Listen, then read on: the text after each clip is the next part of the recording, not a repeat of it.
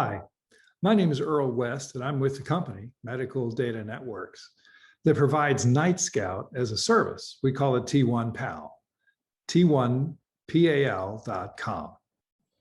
Whether you get Nightscout by downloading it from GitHub and finding your own hosting services, or you get it from us for a fee, we all know that it can be a complicated tool. That's because diabetes is a complicated disease. Nightscout is a critical tool that many patients find helpful. Last week, we brought together some patients and experts in using Nightscout. Their discussion of key reports is interesting and may help you. The key reports we cover in this video include the distribution report, the Loopalizer report, and the day-to-day report. These reports help you estimate and track your A1C from CGM and pump data. Let's listen in on that conversation. So let's go through distribution for 1 week. And one of the quirks with Nightscout is it always comes up, the target BG range is 80 to 180. Standard is 70 to 180. So, you know, if you're used to seeing your time in range at a certain level, it may just be that that target blood glucose needs to be changed. This is just like the Clarity report. You get your average blood glucose, time in low, time in high, and the estimated A1C. I will say that the estimated is to be far more accurate than you get with the Clarity GMI. Right. So looking at this, Ben's got some places he needs to improve. The 40% on the high side is kind of there. Need to start working on it. So after I get the context and understand where I'm at, then I like to go to the Loopalizer and do the same thing for a week. So the Loopalizer screen, the reason I like it is because it gives you a 1 week compilation, and it gives you all the things that you see on your loop screen. You've got your basal, your programmed basal rates at the top. Next line is your glucose, but that's for a whole week averaged out. And then you get your basal delta, your insulin on board is the next thing, which is very important for reading. And at the bottom, you get the carbs on board. So if you see at a period of time that you're getting higher blood sugars or higher blood glucose, is that being caused by the carbs on board, which would kind of signify maybe your insulin to carb ratio needs to be changed a little bit. One of the most important things that it shows is you see overnight, Ben's tending to run high overnight. His blood glucose range is higher, it's out of range. And if you look below that, 2 columns down, you'll see that he's carrying significant insulin on board overnight. And there's no carbs there. So what that tells you is that the basal rate is significantly too low. That would be the first thing to change if you're starting to want to improve your control based on Loopalizer. So if this insulin on board was actually negative, and it will show a negative line also, Ben doesn't have any, but if you had negative insulin on board overnight, that would signify that your basal rate is too strong. So you'd want to dial that back some. Now, once we put it into the whole week context with the distribution and the Loopalizer to see how overall the whole week things were going, then we go back to the specifics, which is the day-to-day report. Day-to-day, the one important thing is that you click that insulin on board box just below the day-to-day. See this report and you get insulin, carbs, basal rate, notes. You want the insulin on board clicked on. I'm going to tell you some very important things. You will also want to click on your insulin distribution, because as you can see on the right-hand side of the screen, it tells you how much base basal insulin and how much positive temp basal insulin you're getting. In addition, your bolus insulin. I don't have that column. That's because you didn't click the insulin distribution on the the right-hand side, right there.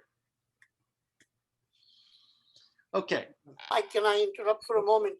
What are Sure. the numbers on the side?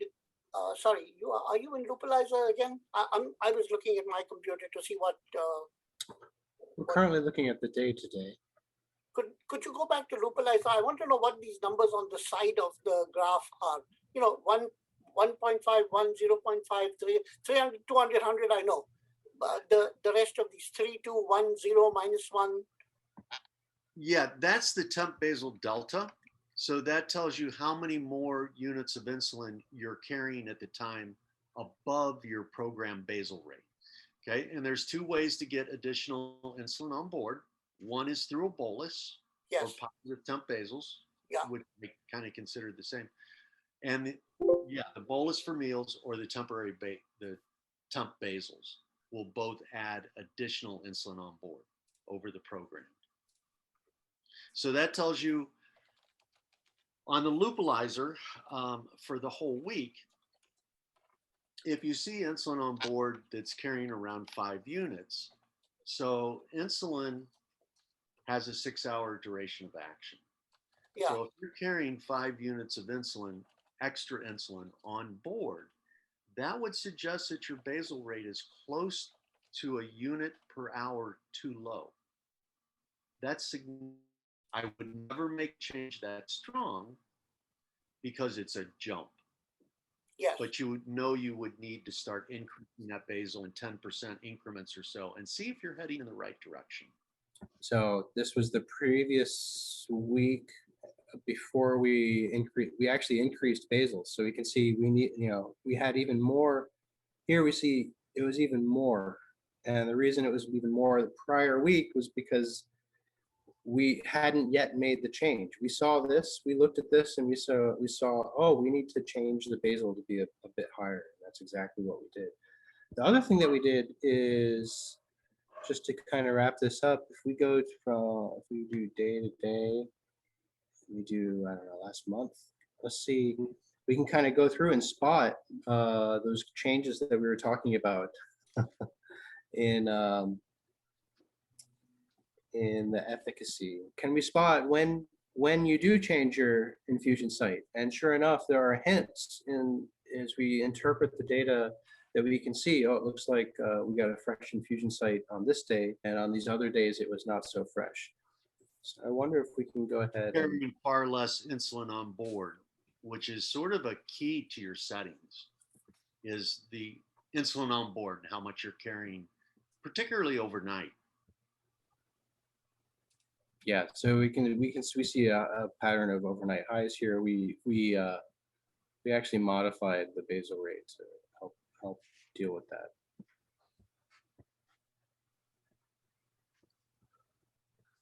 Okay, so those are a couple of the reports.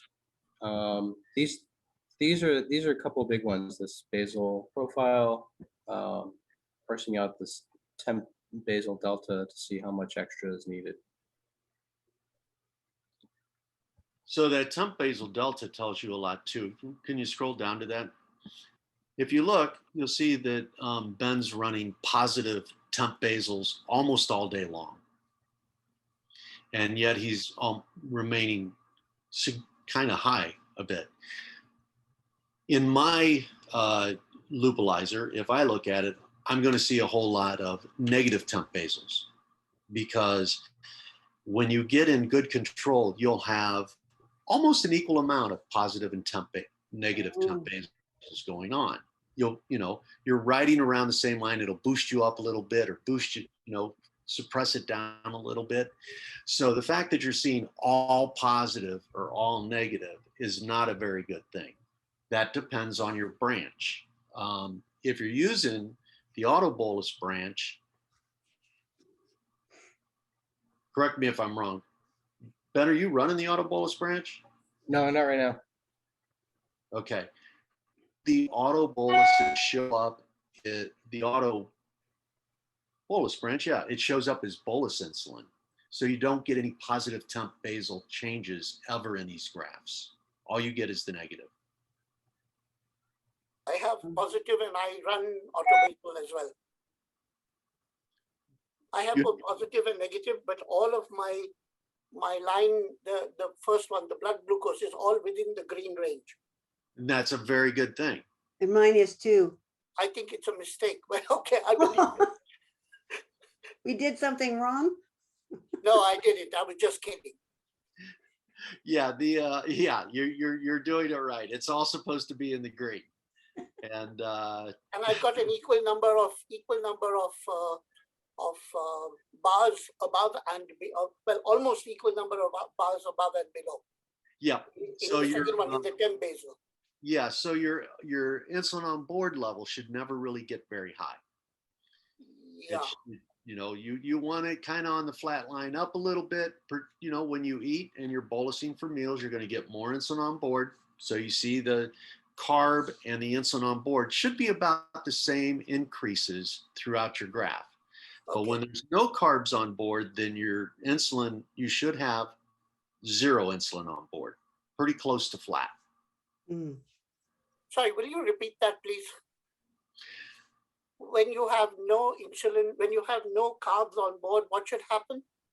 When you have no carbs on board, your insulin on board line should be close to 0.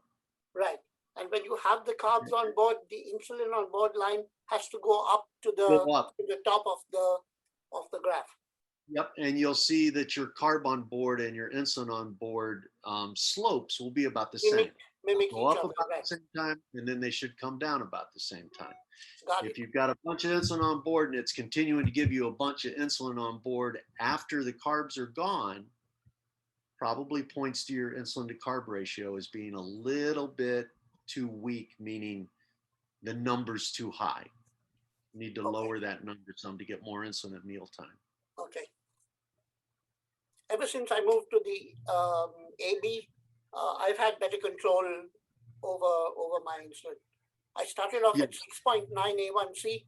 It dropped to 6.3 in 3 months. And Wow. in another 3 months, it dropped to 6.1. And you're happy about that. Well, I'm thrilled. My doctor thinks I should get off the insulin completely. He doesn't realize it's because of this that it's happened. Okay, so any other questions on that? So getting back to base 1, Melva. So the idea is that you want to look at this in a system that helps you look through the big picture and then get a little more specific and then get very specific into the day-to-day.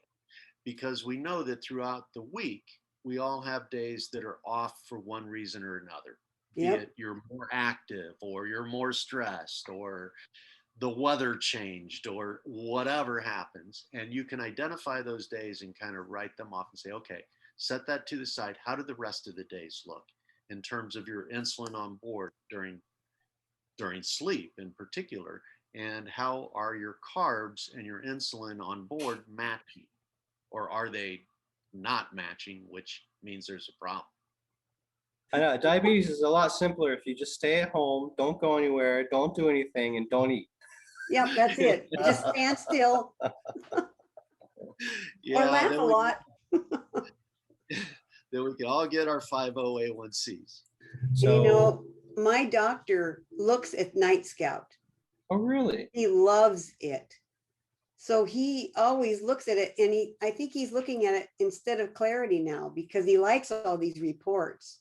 He doesn't necessarily, tell me what to do. We kind of discuss, and he'll say, well, I don't want you to be too low. And I said, yeah, but I want this. So I think we should do this. And so he usually goes along with the program. So I'm happy. And the reports will help you Yeah. see where those changes need to be made, because just looking at Dexcom Clarity, it doesn't tell you that your basal rates are too high, and that Right. Loop is constantly reducing the basal to keep you from going low, which means one small thing will send you low. You Right.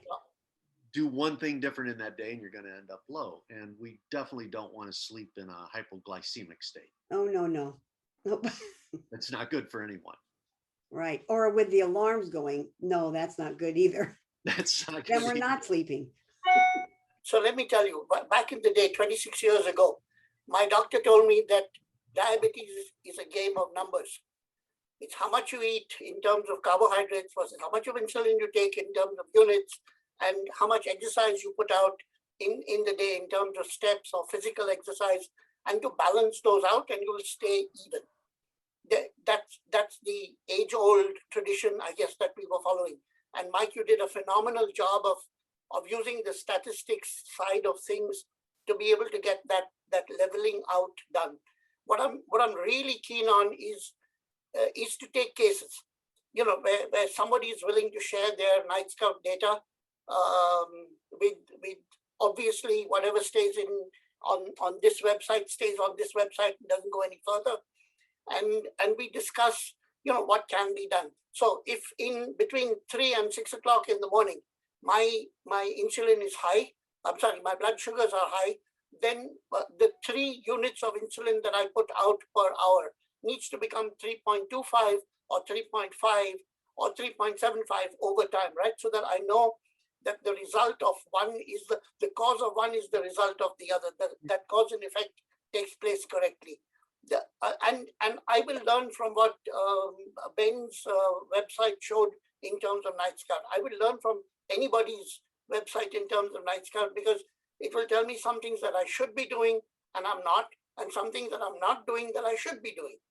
It works very well for me. I'm thrilled with this way of doing things. And that's one of those points that we, you know, has not been done well, is helping people see what's in the Nightscout reports, what Yes. information is there, and how to put it all together. It is the key to getting the best performance out of Loop, is using the Nightscout reports. And Welcome. I like the fact that you can enter what you're eating in there. Like I just this week started to try to enter fats and proteins separate. So I'm putting in there the little food icon. Then I write something like fats and proteins. And so I can see that in the Nightscout. And I've really screwed up because I just started it yesterday, and yesterday was fine, but today's like, no, I don't think so. So the hours were wrong, and it's like, oh no, you know, so, but if you can see all that in the Nightscout, then you can say, okay, I did that and that. Yeah, you have to be careful about taking something and making it too complicated. You, of course, could get the best performance that way if you, but also when you get complication, you get system failures. You don't Yeah. very accurately record the fat and the protein and the carbs. That's right. That's me. You can get very good control without complicating it even more and getting to the fat and protein breakdowns for the meals and entering different quantities and absorption times for each one of those, because every time you add a step, that's one more step that could be done wrong. I use varying absorption times to account for the fat and the protein. So, you know, the classic pizza is a 6-hour absorption time instead of, you know, the 4 that Loop does, because I know it's really long for me. I could try to break down the fat, the protein, and the carbs in that pizza. The chances of me getting that accurate are way less than me guessing a carbohydrate volume for that one slice. It's back through the Nightscout reports, so you can see when the carbs are absorbed and the insulin that's given to it. And what happens is blood sugar will be extended after the insulin on board is already gone. So if you bolus for the meal and you only put 4 hours in for the absorption time for the carbs, and it goes down, the carbs go to 0, and yet you're still stuck at 200 and you're carrying more insulin on board, that means that that absorption was much slower than you thought. Okay. Sometimes what will happen also is if the absorption is slow, you may end up going low and then having to treat a hypoglycemia, and then you shoot way back up because it's still absorbing all those carbs that you told it would take 3 hours and it's really taking 6. Got it. There's no real secret to it. Fat and protein absorb far slower than carbohydrates do. Yes. And fibers. So, you know, you kind of extend it. If you're having any fat and protein, just kind of extend that absorption time out an hour or 2. Okay. I've been looping for 2 years now. Okay. So I spent 45 years without Loop. Right. And when I got to Loop and they, and the directions of setting it up were all, you should test your basal rate, you should test your insulin to carb ratio, and you should test your ISF. I'm just not going to do that. And most of the people that I've run across, and I've mentored quite a few people, won't do it either. And I think that the graphics in Nightscout help you discover those exact same things. You don't need to test your basal rate to see if it's right. You can see that on the Nightscout reports. Okay. It will tell you. The same with the insulin to carb ratio and the ISF. If you're getting temporary basals or autoboluses for 4 hours straight and you're still high, then your insulin sensitivity really needs to come down. You understand what I'm trying to say? Yeah. If pumping insulin and you're not getting anything, well, that means you've got your setting up too high. Bring that down. So in the perfect world, if you're a tester and you can fast for 8 hours to get a good basal test, and you can fast again and then have exactly 15 grams of carbs and see how high it goes, and then what 1 unit of insulin brings you. If you're that person, knock yourself out. So I'm really glad because I'm coming up on 3 years of looping. I'm getting ready to build. So I probably am going to go to the maybe open apps. We've got some workshops coming up. The next big ones that we plan on throwing a party for Memorial Day and for July 4th. And so T1Pal is sponsoring these workshops. So we're gonna celebrate with customers and give out some special things. And then we've got a whole summer full of these events. We had planned on additional events to dig into reports. What's in a loop? What are the different kinds of looping that's available? That sounds like a lot of fun. So for me, this idea of how do we create a buddy system for our community so that we can increase the amount of insulin safely and effectively with peer support. I think that's a really interesting topic. All right, so we're coming up on time for today. I just want to thank everyone for participating. I think this has been a great session, and yeah, just thank everyone for participating. So thank you so much. Before you go, is everybody from here on Apple devices? I am. Yes. I'm all Apple devices. Yes. I'm on Apple. The Looped community tends to be more Apple centric. Okay. Yeah, that's one of the things we're finding is the looping community, the capital L loop community tends to favor Apple. Okay. Obviously, the rest of the world tends to use Android, and the Android APS is very, very popular. Free APS is very popular. So hopefully we'll be more inclusive with those systems. Thanks for joining our discussion.